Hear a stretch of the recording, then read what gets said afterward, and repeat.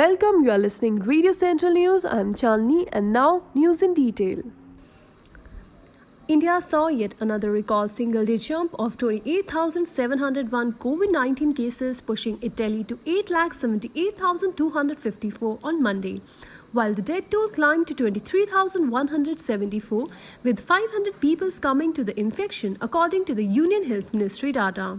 The number of recovery stands at 5,53,470, while there are 3,01,609 active cases of coronavirus infection presently in the country and one person has migrated, the updated data at 8 a.m. showed.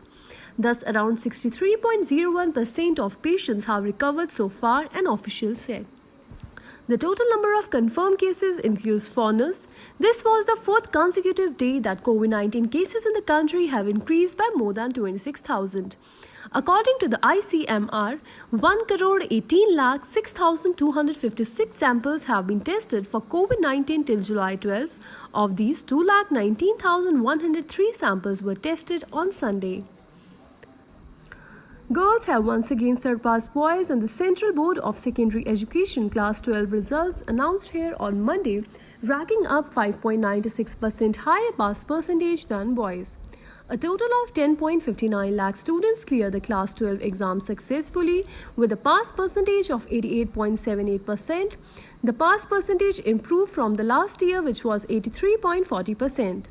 The girls have outperformed boys with 92.15%, while the pass percentage of boys was 86.19%.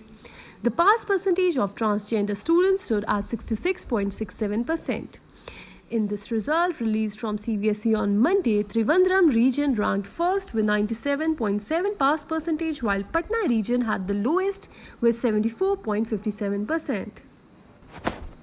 Amid the ongoing disengagement process, senior Indian and Chinese military commanders will meet at Chushul in eastern Ladakh on Tuesday for 4 times since the border standoff erupted in early May. They will further discuss the next phase of disengagement between the two armies, sources said on Monday. The meeting is expected to focus on the Pangong-Taso area and the strategic Deep Sang Plains, with a complex disengagement process that began after previous military talks on June 30 progressing in Galwan Valley, Hot Springs and Gogra, said one of the officials cited above. The current disengagement process began after military-level talks on June 30 and a subsequent conversation of July 5 between National Security Advisor Ajit Doval and Chinese Foreign Minister Wang Yi.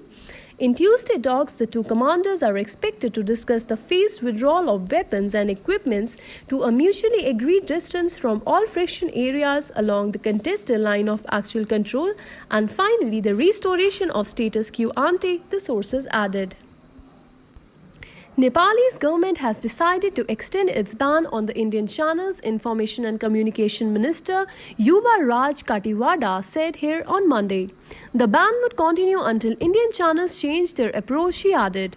Katiwada accused India's new channel of spreading rumors about Prime Minister KP Sharma Oli in response to Nepal's decision to amend its political map. Nepal altered its political map through a constitution amendment act last month. I have instructed multi-system operators to continue with the ban on Indian news channel. The ban on Indian channels will continue until the situation normalizes. Indian channels spreading rumors about PM Oli in response to his decision to amend Nepal's map. The ban will continue until there is a change in approach from the Indian channels, said the minister. Google Chief Executive Sundar Pichai on Monday announced plans to invest Rs 75,000 crore in India over the next 5 to 7 years to help accelerate the adoption of digital technologies in the country.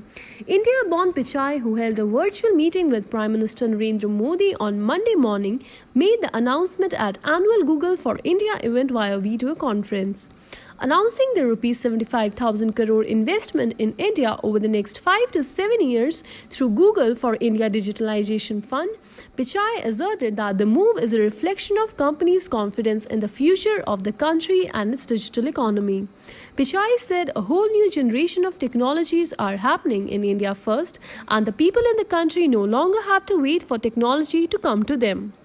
There is no question we are facing a difficult moment today. In India and around the world, dual challenges to our health and to our economies have forced us to rethink how we work and how we live. But times of challenge can lead to incredible moments of innovation, Pichai said. The company is committed to ensure that India not only benefits from the next wave of innovation, but in fact lead it, he said. That is all for today's news bulletin. Stay tuned to Radio Central News for more updates.